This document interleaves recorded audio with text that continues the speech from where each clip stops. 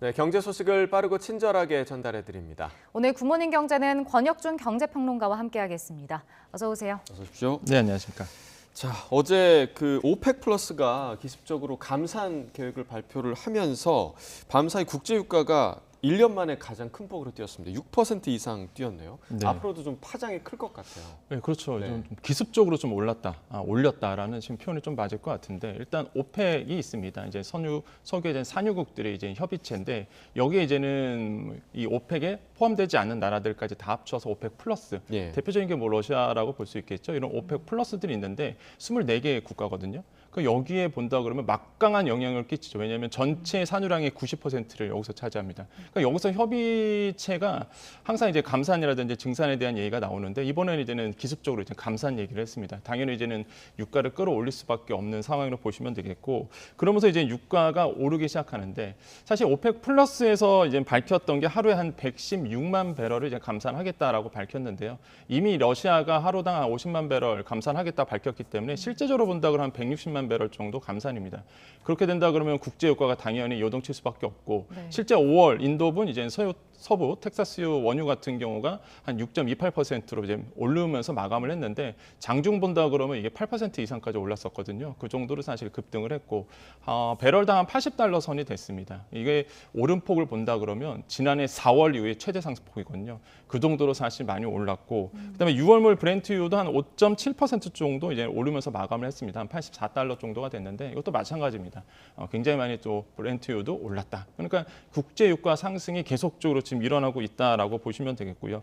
그렇게 본다 그러면 왜 기습적이냐라는 표현을 쓸 수밖에 없는 게 이미 지난해 10월이었죠. 그때 감산했었습니다. 밝혔거든요. 네. 그래서 200만 배럴 정도 이제 감산하겠다라고 이제 봤었어요. 그런 상황에서 이번에 다시 추가적으로 한 116만 배럴, 뭐 러시아까지 합하면 160만 배럴 감산 소식이 전해지니까 당연히 지금 국제 유가가 크게 상승할 수밖에 없고 무엇보다 이제는 지금 국제 유가가 더 이제 뛸 거다라는 얘기가 왜 있었냐 그러면 그러니까 중국의 리오프닝입니다. 그러니까 계속적으로 수요가 늘어나는 추세로 가고 있는데 공급량이 줄어든다.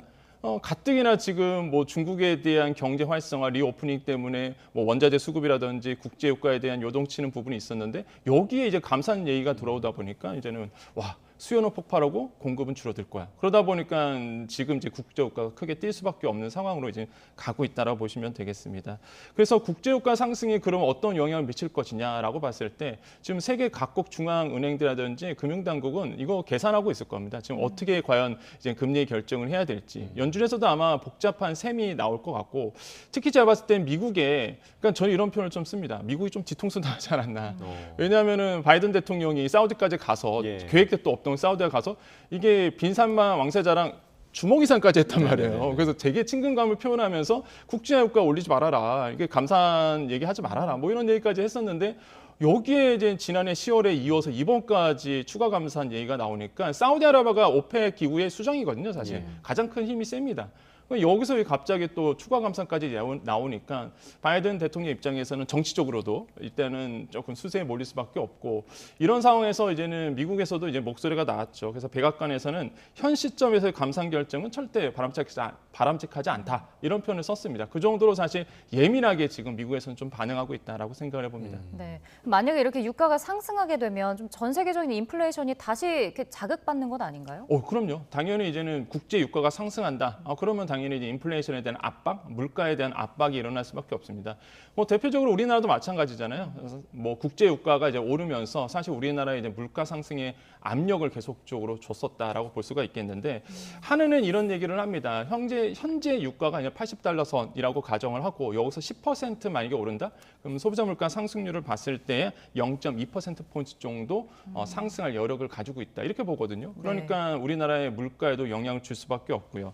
특히 이제는 국제 유가가 오른다. 그럼 우리나라 입장에서 본다 그러면은 자연스럽게 이제는 경상수지 적자라는 폭이 더 늘어날 수밖에 없습니다. 가뜩이나 지금 적자 폭이 커지고 있고 미역수지도 안 좋아지고 있는 상황에서 뭐 적자 폭이 늘어나고 그럼 원달러 환율 당연히 오르게 됩니다. 환율 오르게 된다 그러면 수입 물가 높아지고요. 수입 물가 당연히 높아지면 자연스럽게 우리나라의 물가 상승에 대한 압박이 올 것이고 한은에서도 또 고민스러워지겠죠. 그래서 이런 부분에 대해서 우리나라의 뭐 경제적 영향도 클 것으로 보고 있고 한쪽에서는 이런 얘기를 합니다. 뭐 우리나라는 이제 지난해 10월 국제 유가가 올랐을 때는 우리나라 겨울이었습니다. 뭐 그러다 보니까 이제 에너지의 변동폭이 크게 우리나라에 영향 줄 수밖에 없는데 우리 이제 여름이잖아요. 그러다 보니까 덜 영향을 줄 수 있다라고 보지만은 제가 봤을 때는 꼭 그렇지만은 않다. 왜 그러냐면 우리나라의 한전이라든지 가스공사 같은 경우 적자폭, 특히 미수금이 굉장히 큽니다. 그래서 네. 이런 상황에서 지금 우리나라가 공공요금을 올릴지 말지 요번에 이제는 잠깐 미뤘잖아요, 판단을. 네. 그 정도로 지금 굉장히 애매한 부분에 있다가 여기 국제유가가 더 오르게 된다 네. 그러면 압박이 심하죠, 사실. 아마 주요 정책 당국자, 지금 금융당국도 어떻게 해야 될지 아마 되게 고민스러울 것 같다. 이런 상황에서 국제유가가 오른 상황이거든요. 그래서 영향은 저는 충분히 미칠 수 있다라고 좀 생각을 해보겠습니다. 네. 그러면은 당연히 아까 말씀드린 것처럼 당연히 이제 물가 상승이 한다 그러면 우리나라 입장에서도 금리 결정을 어떻게 해야 될지 고민스럽고요. 대표적인 게 뭐 우리나라뿐만 아니라 연준에서도 똑같은 고민을 분명히 할 거예요. 이거 한 0.25%포인트 정도 베이비스텝 한번 밟아 나간 다음에 그쪽으로 이제 고금리 상태로 좀 동결할 것으로 지금 보고는 있는데 네. 그렇게 된다 그러면 연준 입장에서는 국제유가가 오르다 보니까 그럼 물가 상승에 대한 압박이 높아지잖아요. 그러면 금리에 대해서 다시 한번 좀 고민이, 그러니까 긴축이 더 길어질 수 있다는 시그널이 지금 나오고 있거든요. 이런 점에서 연준의 고민이 더 높아질 수밖에 없고 아마 시장 참여자들도 기습적으로 발표했던 부분이다 보니까 아마 이거에 대한 영향에 대해서 어떻게 미칠지는 아마 분석에 계속 들어갈 것이다라고 보고 있습니다. 그래서 지금 선물 시장이라든지 아니면은 지금의 예상은 연준에서 이제 베이비 스텝 한번 밟아 나갈 것으로 5월에 보고 있거든요. 예. 네. 근데 모르죠, 또 갑자기 이제 어떤 상황의 변수가 작용했기 때문에 과연 더 긴축으로 갈지 아니면은 계획대로 갈지. 근데 시장 한 곳에서는 이런 얘기를 합니다. 아무래도 이제 연준 같은 경우에는 금리를 결정했을 때 이제 기조적인 물가를 보거든요. 그러니까 일반적으로 기조적인 물가라면 근원 물가 지수입니다. 그러니까 변동폭이 큰 지금처럼 유가라든지 식료품 가격을 제외하고 물가의 기조 흐름을 보여주는 근원 물가 지수를 참고를 해서 이제는 금리 결정을 하기 때문에 뭐 영향은 덜 할 수 있다라고 이제는 나오고 있지만은 하지만은 아까도 말씀드린 것처럼 이게 변수로 작용했거든요. 그렇기 때문에 계속적으로 연준이 고민스러운 부분은 분명히 맞다라고 좀 생각을 해보겠습니다. 네. 이렇게 모두가 민감할 수 있는 발표에 밤사이 해외 증시는 좀 네. 어떻게 반응했나요? 일단 뭐 뉴욕 증시 같은 경우는 제조업 지수 때문에 사실 좀 더 이제 혼조세를 좀 기록했다고 보시면 되겠는데 제조업 지표가 좀 부진했습니다. 그러다 보니까 이제 혼조세를 기록했고요. 뭐 본다 그러면 다우지수는 0.98% 상승을 했고요. 기술주 중심의 나스닥 같은 경우는 0.27% 하락했고 S&P 500 지수 0.37% 상승을 했는데 확실히 이제 국제 유가의 이슈가 전해지면서 이제는 물가 상승에 대한 압박, 뭐 긴축의 강도 이런 거에 이제 영향을 줄 수밖에 없는 이제 나스닥이 좀 소폭 하락했다라고 보시면 되겠습니다. 그래서 실제 뭐 국제 유가 급등 소식 전해지면서 에너지 관련 이제 주식들이 이제는 크게 상승했던 부분들이 이제 보여지고 왔고요. 그래서 지금 시장에서는 과연 이제는 긴축의 그 강도와 그 길이가 과연 어떻게 되겠느냐 여기에 지금 이제 집중을 하고 있다라 보시면 되겠고, 그래서 비관적인 얘기가 계속 나옵니다. 이번 연도 안에는 야 이거 상승하기는 좀 힘들지 않나라고 이제는 비관적인 얘기가 계속 나오고 있고, 그래서 지금 선물 시장에서는 페드워치 같은 경우에는 지금 나오고 있는 것이 5월에 이제 베이비 스텝 가능성이 한 53% 정도 나오고 있는데 그 정도는 사실 지금 계속적인 아까도 말씀드렸지만은 근원물가 지수를 보기 때문에 그렇게 영향을 주지 않을 거다라는 게 아마 지금 증시 쪽에서는 이제 보고 있는 것 같아요. 그래서 베이비 스텝 한번 밟아 나갈 거고 그다음에 쭉 동결 갈 것이다라는 것이 우세하는 한데. 아까도 계속적으로 말씀드리지만 이게 경제라는 게 사실 뭐 쉽사리 예측할 수 있는 부분은 아닙니다. 지금처럼 오펙 플러스가 갑자기 이렇게 감사한 발표할 줄 어떻게 알았습니까? 네. 이게 계속 살아 있거든요. 그래서 계속적인 추가적인 모니터링이 계속적으로 필요해 보인다라고 말씀을 드립니다. 네.